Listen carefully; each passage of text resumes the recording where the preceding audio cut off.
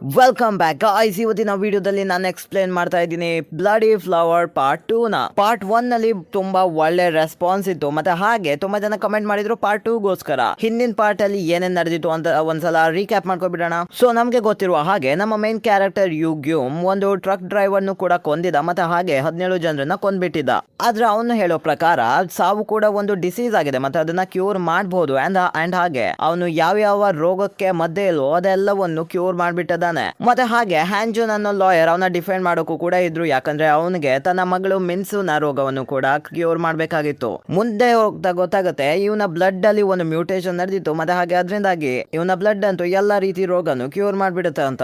ಅವನು ತುಂಬಾ ಪೇಷಂಟ್ಸ್ ನ ಕ್ಯೂರ್ ಕೂಡ ಮಾಡಿದ, ಆದ್ರೆ ಅವರೆಲ್ಲರೂ ಕೋರ್ಟ್ ನಲ್ಲಿ ಸುಳ್ಳು ಹೇಳ್ಬಿಟ್ರು. ಆದ್ರೂ ಕೂಡ ಹ್ಯಾಂಜುನ್ ಸೋಲ್ ಒಪ್ಕೊಳ್ಳಿಲ್ಲ, ಮತ್ತೆ ಹಾಗೆ ಇವನನ್ನ ಫೈನಲಿ ಮೆಡಿಕಲ್ ಡಿಮಾನ್ಸ್ಟ್ರೇಷನ್ ಗೋಸ್ಕರ ಒಪ್ಪಿಸ್ಬಿಡ್ತಾನೆ ಅಂಡ್ ಕೋರ್ಟ್ ಕೂಡ ಒಪ್ಪಿಸ್ಬಿಡ್ತಾನೆ. ಅಂಡ್ ಹಾಗೆ ನಮ್ಗೆ ಗೊತ್ತಿರುವ ಹಾಗೆ ಈಗ ಮೆಡಿಕಲ್ ಡಿಮಾನ್ಸ್ಟ್ರೇಷನ್ ನಡೆಯೋದ್ರಲ್ಲಿದೆ, ಯಾಕಂದ್ರೆ ಅವರು ಪ್ರೂವ್ ಮಾಡ್ಬೇಕಾಗಿದೆ ಯುಗ್ಯೂಮ್ ನ ಬ್ಲಡ್ ನಿಜವಾಗ್ಲೂ ಸ್ಪೆಷಲ್ ಆಗಿದ್ಯಾ, ಮತ್ತೆ ಅವನು ಕ್ಯೂರ್ ಮಾಡಿದ್ನಲ್ಲ ಆ ಪೇಷಂಟ್ಸ್ ಅವೆಲ್ಲರೂ ರಿಯಲ್ ಆಗಿ ಕ್ಯೂರ್ ಆಗಿದಾರ ಅಂತ. ಸೊ ಬನ್ನಿ ಇವಾಗ ಪಾರ್ಟ್ 2 ಶುರು ಮಾಡೋಣ. ಸೊ ನೆಕ್ಸ್ಟ್ ಡೇ ಪೇಷಂಟ್ಸ್ ನೆಲ್ಲರನ್ನು ಮೆಡಿಕಲ್ ಡೆಮಾನ್ಸ್ಟ್ರೇಷನ್ ಗೋಸ್ಕರ ರೆಡಿ ಮಾಡ್ತಾರೆ. ಹ್ಯಾಂಜುನ್ ಗೆ ಅನ್ಸ್ತಾ ಇತ್ತು ಅವಳ ಮಗಳು ಮಿನ್ಸ್ ಹೆಸರು ಕೂಡ ಇದ್ರಲ್ಲಿ ಇರ್ಬೋದೇನೋ ಅಂತ, ಆದ್ರೆ ಅವಳನ್ನಂತೂ ಇಲ್ಲಿ ಕರ್ಕೊಳ್ಳೇ ಇಲ್ಲ. ಮತ್ತೆ ಹಾಗೆ ಹ್ಯಾಂಡಾಮ್ ಯೂನಿವರ್ಸಿಟಿ ಅನ್ನೋ ಕಡೆ ಯುಗ್ಯೂಮ್ ನ ಕರ್ಕೊಂಡ್ ಬರ್ತಾರೆ.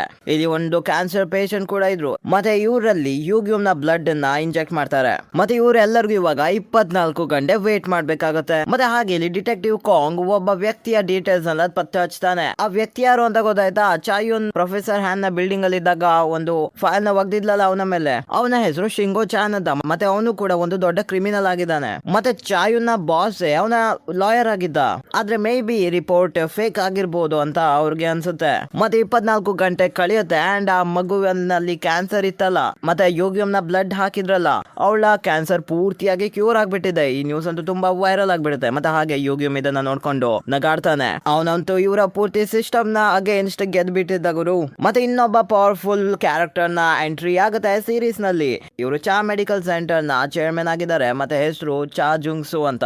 ಜುಂಗ್ಸು ಸೀದಾ ಹ್ಯಾಂಜುನ್ ನ ಮೀಟ್ ಆಗೋಕೆ ಬಂದಿದ್ದ. ಅವನು ಹೇಳ್ತಾನೆ ಹೇಗೋ ಇವಾಗ ಪ್ರೂವ್ ಆಗ್ಬಿಟ್ಟಿದೆ, ಸೊ ಕೋರ್ಟ್ ಅಂತೂ ಇವಾಗ ಅವನನ್ನ ಕೊಂದ್ ಹಾಕಲ್ಲ, ಮತ್ತೆ ಹಾಗೆ ನಾವು ಅವನನ್ನ ನಮ್ಮ ಸೆಂಟರ್ ಗೆ ಕರ್ಕೊಂಡು ಹೋಗ್ಬೇಕು. ಇದರಿಂದಾಗಿ ನಾವು ಕ್ಯೂರ್ ನೆಲ್ಲ ಡೆವಲಪ್ ಮಾಡಬಹುದು ಅವನ ಬ್ಲಡ್ ನ ಯೂಸ್ ಮಾಡ್ಕೊಂಡು. ಮತ್ತೆ ಇದರಿಂದಾಗಿ ನಿಮ್ಮ ಮಗಳು ಮಿನ್ಸು ಕೂಡ ಬದುಕುಳಿಬಹುದು, ನಿಮ್ಮ ಮಗಳ ತರನೇ ಹಲವಾರು ಜನರು ಬದುಕುಳಿಬಹುದು ಅಂತ. ಆದ್ರೆ ಹ್ಯಾಂಜುನ್ಗೆ ಇದು ಇಷ್ಟ ಇರ್ಲಿಲ್ಲ, ಮತ್ತೆ ಹಾಗೆ ಅವನು ಏನು ಹೇಳದೆ ಅಲ್ಲಿಂದ ಹೋಗ್ಬಿಡ್ತಾನೆ. ಆಗ ರಿಪೋರ್ಟರ್ಸ್ ಎಲ್ಲ ಅವನನ್ನ ಸುತ್ತುವರಿ ಆಗ್ಬಿಡ್ತಾರೆ. ಆದ್ರೂ ಕೂಡ ಹ್ಯಾಂಜೋನ ಅಸಿಸ್ಟೆಂಟ್ಸ್ ಎಲ್ಲ ಅವರನ್ನ ಹೇಗೋ ಹ್ಯಾಂಡಲ್ ಮಾಡ್ತಾರೆ. ಮತ್ತೆ ಹಾಗೆ ಅವ್ರ 3 ಜನ ಬೇರೆ ಕಡೆಯಿಂದ ಓಡೋಗ್ತಾರೆ. ಮತ್ತೆ ಹಾಗೆ ಇಲ್ಲಿ ಅಸೆಂಬ್ಲಿಯಲ್ಲಿ ಮೀಟಿಂಗ್ ನಡೀತಾ ಇರುತ್ತೆ. ಸೀದಾ ಪ್ರಾಸಿಕ್ಯೂಟರ್ ಕೇಳ್ಬಿಡ್ತಾರೆ. ಚಾಯುನ ಹತ್ರ ಅವ್ರು ಕೇಳ್ತಾರೆ, ನೀನ್ ಇವಾಗ ಕೇಸನ್ನ ಹೇಗೆ ಗೆಲ್ತೀಯ ಅಂತ. ಮತ್ತೆ ಹಾಗೆ ಅವಳು ಹೇಳ್ತಾಳೆ, ನಾನು ಸೈಕಾಲಜಿಯಿಂದ ಗೆಲ್ತೀನಿ. ಪೂರ್ತಿ ಪಬ್ಲಿಕ್ ಯುಗ್ಯೂಮ್ ನ ಕಡೆ ಇದ್ರೂ ಕೂಡ ನಾನು ಗೆಲ್ತೀನಿ, ಯಾಕಂದ್ರೆ ನಾನು ನ್ಯಾಯಕ್ಕಾಗಿ ವಾದಿಸೋದು ಒಬ್ಬ ವ್ಯಕ್ತಿಗೋಸ್ಕರ ಅಲ್ಲ ಅಂತ.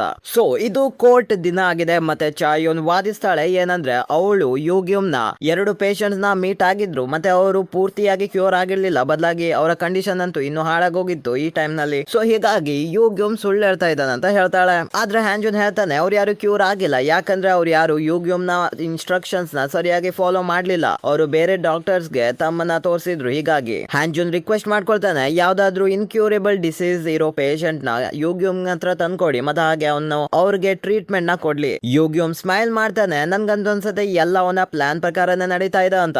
ಮತ್ತೆ ಹಾಗೆ ಜಡ್ಜ್ ಅನೌನ್ಸ್ ಮಾಡ್ತಾರೆ ಏನಪ್ಪಾ ಅಂದ್ರೆ ಯುಗ್ಯೂಮ್ ಪೂರ್ತಿ ಜೀವನ ಟ್ರೀಟ್ಮೆಂಟ್ ನ ಕೊಡ್ತಾನೆ ಇರ್ಬೇಕು, ಮತ್ತೆ ಹಾಗೆ ಅವನು ಒಂದ್ ವೇಳೆ ಇದಕ್ಕೆ ಒಪ್ಪದೇ ಇದ್ರೆ ಅವನಿಗೆ ಸೀದಾ ಡೆತ್ ಪೆನಾಲ್ಟಿ ಸಿಕ್ಬಿಡುತ್ತೆ ಅಂತ. ಸೊ ಹ್ಯಾಂಜುನ್ ಅಂತೂ ಗೆದ್ಬಿಟ್ಟ, ಯೂಜಿನ್ ಸಾಯೋದಿಲ್ಲ. ಅದು ತುಂಬಾ ಕ್ರಿಟಿಕಲ್ ಆಗ್ಬಿಡ್ತು ಈಗ. ಮತ್ತೆ ಅಲ್ಲಿಗೆ ಚಾ ಮೆಡಿಕಲ್ ಇನ್ಸ್ಟಿಟ್ಯೂಷನ್ ಅಂತೂ ಅನೌನ್ಸ್ ಮಾಡ್ಬಿಡುತ್ತೆ ಇವಾಗ ಯುಗ್ಯೂಮ್ ಅವರ ಸೆಂಟರ್ ನಲ್ಲೇ ಕೆಲಸ ಮಾಡ್ತಾನೆ ಅಂತ. ಮತ್ತೆ ಹಾಗೆ ಇಲ್ಲಿ ಚಾಯುನ್ಗೆ ಇದೊಂದು ಡಿಫೀಟ್ ಆಗ್ಬಿಡ್ತು. ಬಾಸ್ ಕೂಡ ಹೇಳ್ತಾರೆ ನೀನು ಟ್ರಾನ್ಸ್ಫರ್ ಆಗ್ಬೇಕು, ಯಾಕಂದ್ರೆ ನಿನ್ಗೆ ಒಂದು ಕ್ರಿಮಿನಲ್ ನ ಸೋಲ್ಸೋಕಾಗಿರ್ಲಿಲ್ಲ, ಅವನ ಫ್ಯೂಚರ್ ಅಂತ ಇವಾಗ ಬ್ರೈಟ್ ಆಗ್ತಾ ಇದೆ ಅಂತ. ಮತ್ತೆ ಹಾಗೆ ಚಾ ಮೆಡಿಕಲ್ ಸೆಂಟರ್ ನ ಲೀಡರ್ ಪ್ಲಾನ್ ಮಾಡ್ತಾನೆ, ಹ್ಯಾಂಜುನ್ ನ ಮಗಳು ಮಿನ್ಸುನನ್ನ ಟಾಪ್ ಅಲ್ಲಿ ಇಡೋಣ, ಮತ್ತೆ ಯುಗ್ಯೂಮ್ ಅವಳನ್ನೇ ಫಸ್ಟ್ ಕ್ಯೂರ್ ಮಾಡ್ಲಿ ಅಂತ. ಆದ್ರೆ ಹ್ಯಾಂಜುನ್ಗೆ ಇನ್ನೂ ಡೌಟ್ ಇದೆ ಯುಗ್ಯೂಮ್ ನ ಮೇಲೆ. ಮತ್ತೆ ಹ್ಯಾಂಜುನ್ ಯಾವಾಗ ಮಿನ್ಸುನ ಮೀಟ್ ಆಗ್ತಾನ ಆಗ ಅವಳು ಅಳ್ತಾ ಹೇಳ್ತಾಳೆ, ನನ್ಗೆ ಇವಾಗ ಏನು ಕಾಣಿಸ್ತಾನೂ ಇಲ್ಲ. ಇದರರ್ಥ ಅವಳ ದೃಷ್ಟಿ ಅಂದ್ರೆ ಐಸೈಟ್ ಕೂಡ ಫೇಲ್ ಆಗ್ಬಿಟ್ಟಿದೆ ಇವಾಗ.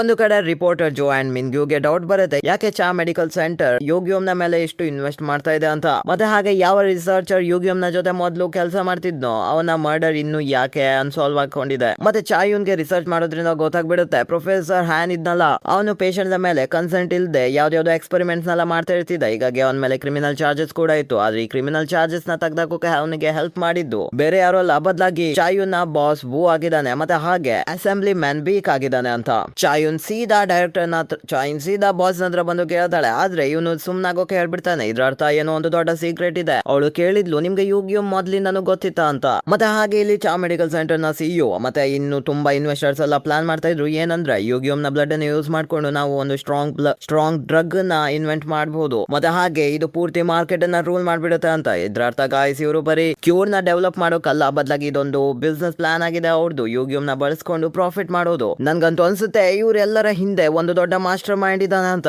ಅಂಡ್ ಹಾಗೆ ಚಾಯುನ್ ಕೂಡ ಇದೇ ವಿಷಯನ ಹೇಳ್ತಾಳೆ. ಇವರೆಲ್ಲರೂ ಕನೆಕ್ಟ್ ಹಾಕೊಂಡಿದ್ದಾರೆ, ಬರೀ ಯುಗಿಯಂ ಒಬ್ನೇ ಇಲ್ಲ ಅಂತ. ಮತ್ತೆ ಹಾಗೆ ಯಾವಾಗ ಯುಗಿಯಂ ಚಾ ಮೆಡಿಕಲ್ ಸೆಂಟರ್ ಗೆ ಬಂದು ಪೇಷಂಟ್ಸ್ ನ ಲಿಸ್ಟ್ ನ ಚೆಕ್ ಮಾಡ್ತಾನೋ, ಆಗ ಅಲ್ಲಿ ಮಿನ್ಸುನ ಹೆಸರು ಇಲ್ಲಾಗಿತ್ತು. ಮತ್ತೆ ಹಾಗೆ ಇಲ್ಲಿ ಇನ್ನೊಂದ್ ಕಡೆ ಆಂಜೋಗೆ ಗೊತ್ತಾಗುತ್ತೆ ಮಿನ್ಸುನ ಹೆಲ್ತ್ ಅಂತೂ ಇನ್ನೂ ಹದಗೆಡ್ತಾ ಇದೆ, ಅವಳ ಲೈಫ್ ಎಕ್ಸ್ಪೆಕ್ಟೆನ್ಸಿ ಇನ್ನೂ ಕಡಿಮೆ ಆಗಿದೆಯಂತೆ. ಮತ್ತೆ ಚಾಯುನ್ ಬರ್ತಾಳೆ ಚಾ ಮೆಡಿಕಲ್ ಸೆಂಟರ್ ನ ಸಿಇಒ ಹತ್ರ ಅಂಡ್ ಕೇಳ್ತಾಳೆ, ಪ್ರೊಫೆಸರ್ ಹ್ಯಾನ್ ನ ಬಗ್ಗೆ ನಿಮ್ಗೆ ಏನಾದ್ರು ಗೊತ್ತಾ ಅಂತ.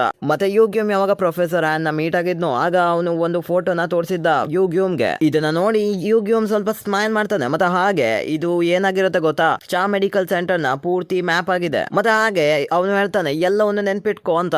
ಯುಗಿಯಂ ಇವಾಗ ಕೇಳ್ತಾನೆ, ಎಲ್ಲ ಪ್ಲಾನ್ ರೆಡಿ ಇದೆಯಾ ಅಂತ.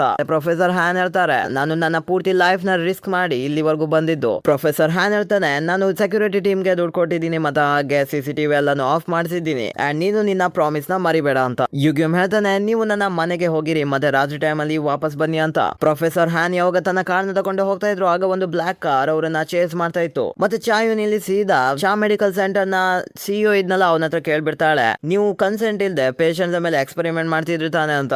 ಅಂಡ್ ಹಾಗೆ ಅವನು ಅಕ್ಸೆಪ್ಟ್ ಕೂಡ ಮಾಡ್ತಾನೆ, ಆದ್ರೆ ಜಸ್ಟಿಫೈ ಕೂಡ ಮಾಡ್ತಾನೆ. ಏನಂದ್ರೆ ನಾವು ಪೇಷಂಟ್ಸ್ ಮೇಲೆ ಎಕ್ಸ್ಪೆರಿಮೆಂಟ್ ಮಾಡ್ತೀವಿ ಕನ್ಸೆಂಟ್ ಇಲ್ದೆ, ಆದ್ರೆ ಯುಗಿಯಂ ನ ಅಮ್ಮನ ಕನ್ಸೆಂಟ್ ಇಟ್ಕೊಂಡೆ ನಾವು ಅವನ ಮೇಲೇನು ಎಕ್ಸ್ಪೆರಿಮೆಂಟ್ ಮಾಡಿದ್ವಿ ಅಂತ.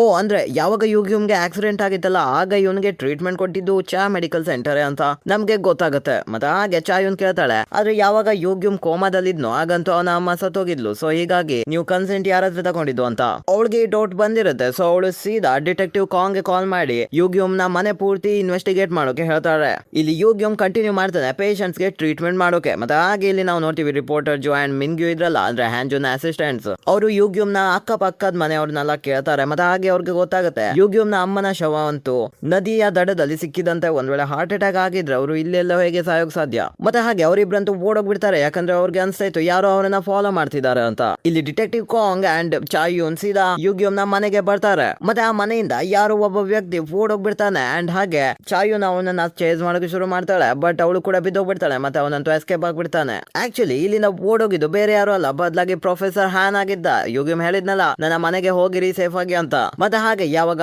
ಮಿಂಗ್ಯೂ ಮತ್ತೆ ರಿಪೋರ್ಟರ್ ಜೋ ಸಿಗ್ತಾರೋ, ಆಗ ಅವರು 4 ಜನನು ಸೇರಿ ಮಾತಾಡ್ತಾರೆ. ನಮಗೆ ಗೊತ್ತಾಗುತ್ತೆ ಯುಗಿಯಂ ನ ಅಮ್ಮ ಯಾವ್ದು ಸತ್ತೇ ಇರ್ಲಿಲ್ಲ, ಬದಲಾಗಿ ಅವರಂತೂ ಹುಡುಕ್ತಾ ಇದ್ರು ಯುಗಿಯಂ ಎಲ್ಲಿ ಕಾಣೆ ಆಗಿದ್ದಾನೆ ಅಂತ. ಪೋಸ್ಟರ್ಸ್ ನ ಅಂಟಿಸ್ತಾ ಇದ್ರು, ಪೊಲೀಸನ್ನ ಕೇಳ್ತಾನೆ ಇರ್ತಿದ್ರು. ಸೊ ಅವರು ಕೊನೆಗೆ ಹೇಗೆ ಸತ್ರು ಅನ್ನೋದು ಗೊತ್ತಿಲ್ಲ. ಲಾಸ್ಟ್ ಟೈಮ್ ಅವರು ಒಂದು ಲೈಬ್ರರಿಗೆ ಎಂಟರ್ ಆಗಿದ್ರಂತೆ. ಮತ್ತೆ ಒಂದಿನ ರಾತ್ರಿ ಹ್ಯಾಂಜೋನ್ ಮಿನ್ಸೋ ಹತ್ರನೇ ಇದ್ದ. ಅವಳ ಸಿಚುವೇಶನ್ ಇನ್ನೂ ಕೆಟ್ಟದಾಗ್ತಾ ಇದೆ. ಮತ್ತೆ ಹಾಗೆ ಡಾಕ್ಟರ್ಸ್ ಎಲ್ಲ ಆ ಸಿಚುವೇಶನ್ ನ ಹ್ಯಾಂಡಲ್ ಮಾಡೋಕೆ ಟ್ರೈ ಮಾಡ್ತಾ ಇದ್ದಾರೆ, ಬಟ್ ಹ್ಯಾಂಜೋನ್ಗಂತೂ ಏನೋ ಮಾಡಕ್ಕೇನ ಆಗ್ತಾ ಇಲ್ಲ. ಮತ್ತೆ ಇಲ್ಲಿ ಚಾ ಮೆಡಿಕಲ್ ಸೆಂಟರ್ ನ ಸೀನ್ ತೋರಿಸ್ತಾರೆ. ಮತ್ತೆ ಹಾಗೆ ಇವರೆಲ್ಲ ಯುಗಿಯಂ ನ ಬ್ಲಡ್ ನಿಂದ ಕ್ಯೂರ್ ನ ಇನ್ವೆಂಟ್ ಮಾಡಕ್ಕೆ ಟ್ರೈ ಮಾಡ್ತಾ ಇದ್ದಾರೆ. ಅಂಡ್ ಬ್ಲಡ್ ನ ಹೇಗೆ ಯೂಸ್ ಮಾಡೋದು ಅಂತ ಯೋಚನೆ ಮಾಡ್ತಾ ಇದ್ದಾರೆ. ಆದ್ರೆ ಇವ್ರ ಹತ್ರ ಅಂತೂ ಏನು ಆಗ್ತಾನೆ ಇಲ್ಲ. ಮತ್ತೆ ಹಾಗೆ ಇಲ್ಲಿ ಯುಗಿಯಂ ಕೂಡ ಪ್ರೊಫೆಸರ್ ಹಾನ್ ನ ಬರೋಕೆ ವೇಟ್ ಮಾಡ್ತಾನೆ ಇದ್ದಾನೆ. ಮತ್ತೆ ಹಾಗೆ ಇಲ್ಲಿ ರಿಪೋರ್ಟರ್ ಜೋಗೆ ಗೊತ್ತಾಗುತ್ತೆ. ಮತ್ತೆ ಅವನು ಹ್ಯಾಂಜನ್ಗೂ ಹೇಳ್ತಾನೆ ಏನಂದ್ರೆ ಆ ಬ್ಲಾಕ್ ಕಾರ್ ಚಾ ಮೆಡಿಕಲ್ ಸೆಂಟರ್ ಆಗಿತ್ತು, ಅಂದ್ರೆ ಪ್ರೊಫೆಸರ್ ಹ್ಯಾನ್ ಅವರು ಟ್ರ್ಯಾಕ್ ಮಾಡ್ತಾ ಇದ್ರು. ಹಾಗೆ ಹ್ಯಾಂಜನ್ ಸೀದಾ ಚಾಯುನ್ ಹತ್ರ ಬರ್ತಾನೆ, ಮತ್ತೆ ಒಂದು ಡೀಲ್ ಮಾಡ್ತಾನೆ. ನಾನು ಯುಗಿಯಂ ನ ಪಾಸ್ಟ್ ಇಂದ ಹಿಡಿದು ಇಲ್ಲಿವರೆಗಿನ ಎಲ್ಲಾ ಡೇಟಾನ ಕೊಟ್ಬಿಡ್ತೀನಿ,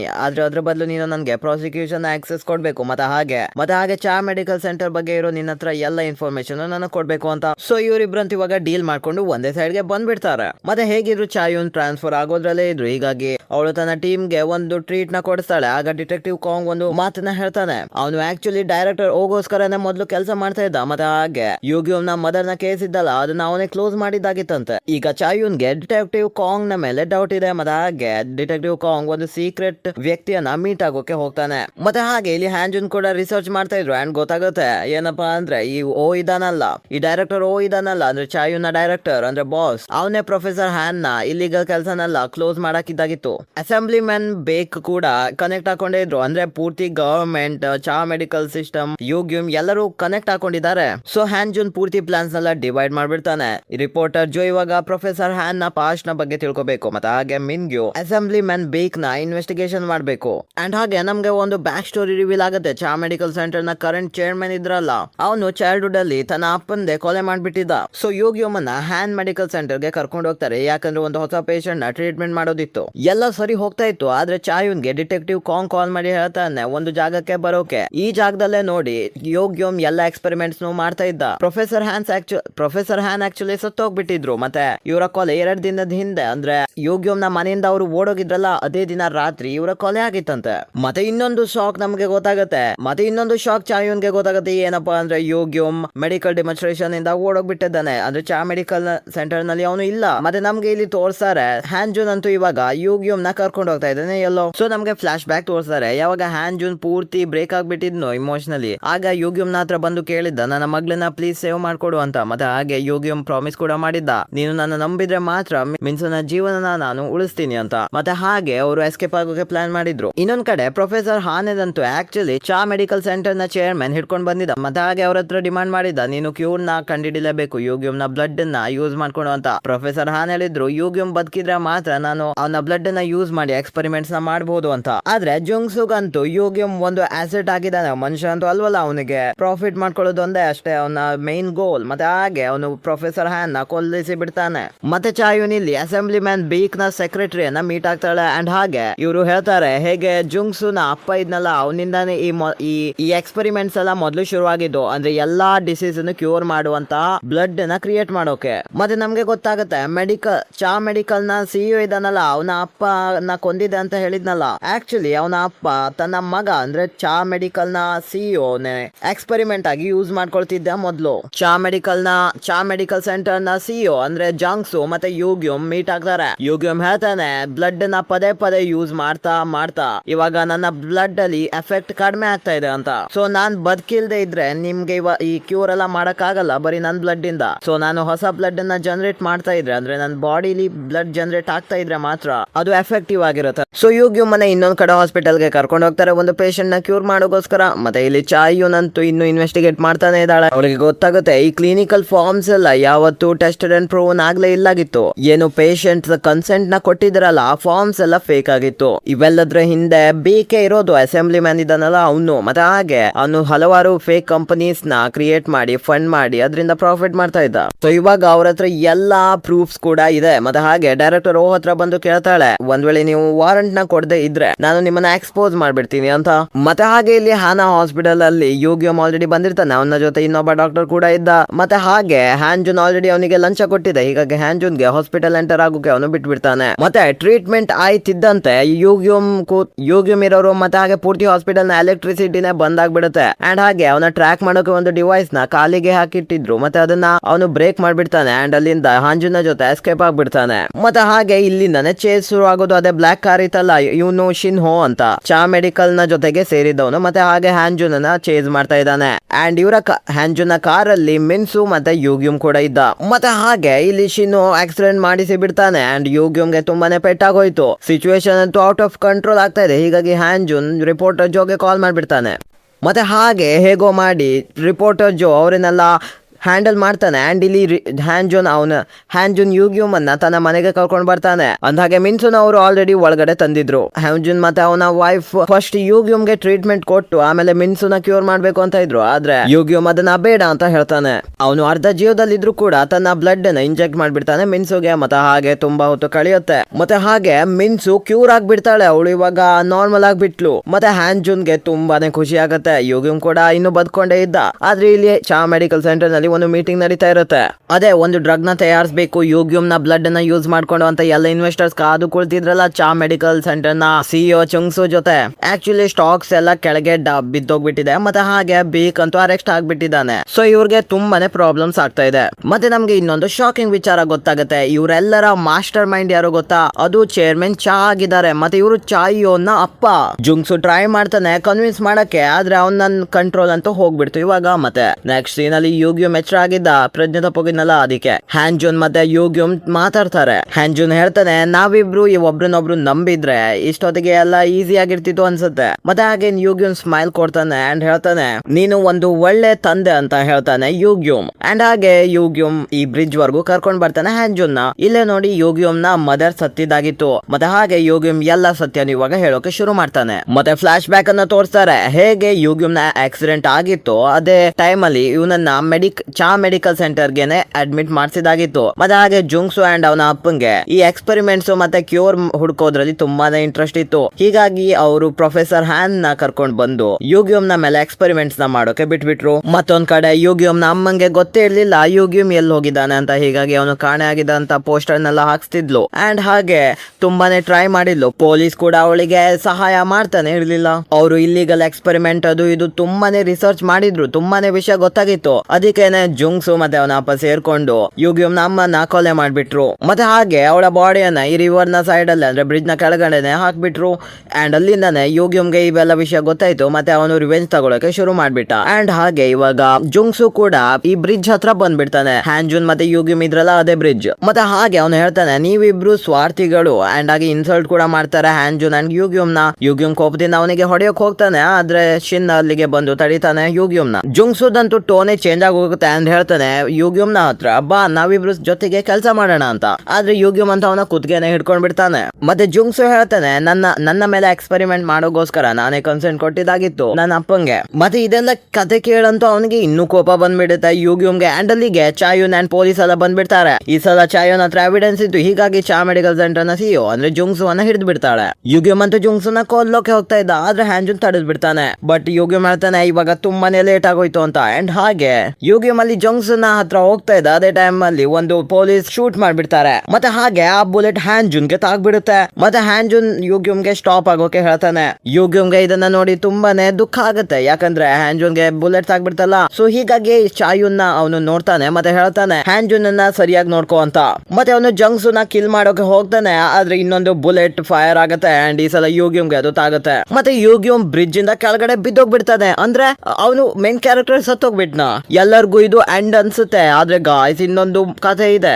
ನಮಗೆ ಫ್ಲಾಶ್ ಬ್ಯಾಕ್ ನ ತೋರಿಸ್ತಾರೆ. ಡೈರೆಕ್ಟರ್ ಬಂದು ಹೇಳಿದ್ದ ಹೇಗೆ ಚಾಯುನ್ ನ ಅಪ್ಪ ಅಂದ್ರೆ ಚಾಯುನ್ಗೆನೆ ಹೇಳಿದ್ದ ನಿನ್ನ ಅಪ್ಪ ಕೂಡ ಇದ್ರಲ್ಲಿ ಇನ್ವಾಲ್ವ್ ಆಗಿದ್ದಾರೆ. ಮತ್ತೆ ಅವನೇ ಮಾಸ್ಟರ್ ಮೈಂಡ್ ಅಂತ. ಚಾಯುನ್ ಒಂಚೂರು ಹೆದ್ರದೆ ಹಿಂಜರಿದೆ ಮೀಡಿಯಾದವರ ಮುಂದೆ ಹೇಳ್ಬಿಡ್ತಾಳೆ ಹೇಗೆ ಅವಳ ಅಪ್ಪ ಕೂಡ ಇದ್ರಲ್ಲಿ ಇನ್ವಾಲ್ವ್ ಹಾಕೊಂಡಿದ್ದ. ಮತ್ತೆ ಎಲ್ಲಾನು ಎಕ್ಸ್ಪೋಸ್ ಆಗ್ಬಿಡುತ್ತೆ ಏನೇನೋ ಮರ್ಡರ್ ಮಾಡಿದ್ರು ಅಂಡ್ ಇಲ್ಲೆಗಲ್ ಕೆಲಸಗಳನ್ನ ಮಾಡಿದ್ರು ಅಂತ. ಮತ್ತೆ ಹಾಗೆ ಚಾಯುನ್ ಇವಾಗ ಯೂಗ್ಯೂಮ್ ನ ಸಮಾಧಿ ಹತ್ರ ಬರ್ತಾಳೆ. ಗಾಯ್ಸ್ ಜಗತ್ತಿಗಂತೂ ಯೂಗ್ಯೂಮ್ ಸತ್ತಿದ್ದಾನೆ. ಆದ್ರೆ ಇನ್ನೊಂದು ಟ್ವಿಸ್ಟ್ ಬಾಕಿ ಇದೆ. ಹ್ಯಾಂಜುನ್ ಅದೇ ಬ್ರಿಡ್ಜ್ ನ ಮೇಲೆ ನಿಂತ್ಕೊಂಡಿದ್ದ. ಮತ್ತೆ ಅವನ ಹತ್ರ ಯೂಗ್ಯೂಮ್ ನ ಬ್ಲಡ್ ಸ್ಯಾಂಪಲ್ಸ್ ಕೂಡ ಇತ್ತು.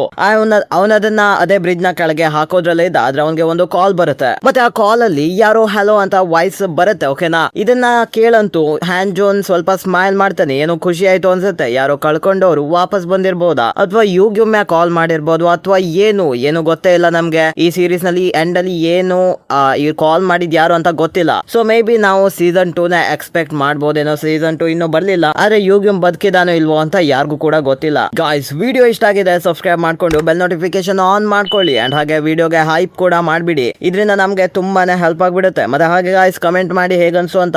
ಅಂಡ್ ಇನ್ನು ಯಾವ್ದಾದ್ರು ಕೆ ಡ್ರಾಮಾ ಸೀರೀಸ್ ನ ಏನಾದ್ರು ಎಕ್ಸ್ಪ್ಲೇನ್ ಮಾಡೋದಿದ್ರೆ ಕಮೆಂಟ್ ಮಾಡಿ ಸಜೆಷನ್ಸ್ ನ ಕೊಡ್ಬಹುದು. ಸೊ ಮುಂದಿನ ವಿಡಿಯೋದಲ್ಲಿ ಸಿಗ್ತೀನಿ. ಬಾಯ್ ಬಾಯ್.